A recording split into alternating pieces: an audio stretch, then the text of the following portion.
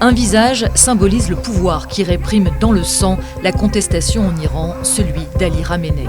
Comment le guide suprême a-t-il jusqu'ici survécu à toutes les crises qui ont ébranlé la République islamique et comment les autorités religieuses verrouillent-elles ce pays de 85 millions d'habitants?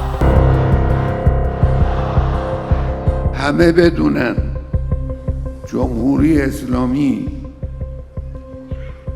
با خون چند صد هزار انسان شریف روی کار آمده در مقابل کسانی که تخریبگرند جمهوری اسلامی کوتاه نخواهد آمد. La République islamique d'Iran est née en 1979 de la révolution qui a renversé le Shah Mohammad Reza, descendant de la dynastie Pahlavi qui a régné sur le pays pendant plus de 50 ans. Son principal opposant, l'ayatollah Khomeini, revient alors d'exil, il était en France, et fonde ce système théocratique. À sa mort, en 1989, c'est l'ayatollah Ali Khamenei qui lui succède, à vie, au poste de guide suprême. Il a aujourd'hui 86 ans. L'autorité de ce chef religieux est supérieure à celle du pouvoir politique, incarné par le Parlement et par le président élu au suffrage universel. Depuis 2024, c'est Massoud Pezeshkian qui dirige l'exécutif iranien dans l'ombre d'Ali Khamenei.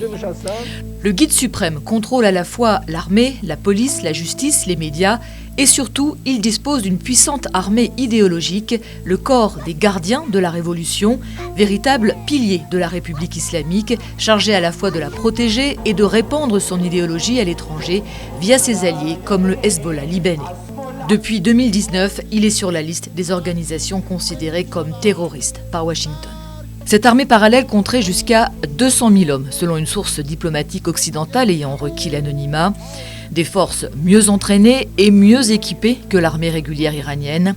À leur tête, Mohammad Pakpour, qui a succédé en juin à Hossein Salami, tué lors de frappes aériennes israéliennes.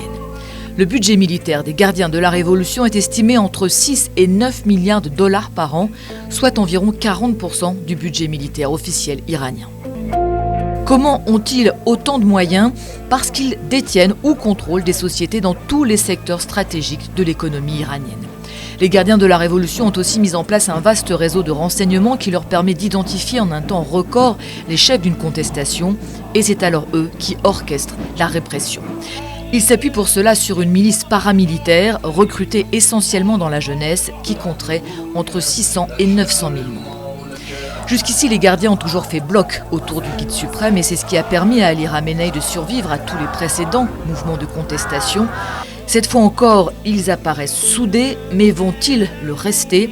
L'apparition de divisions au sein de cette armée idéologique serait l'élément clé qui ferait vaciller la République islamique.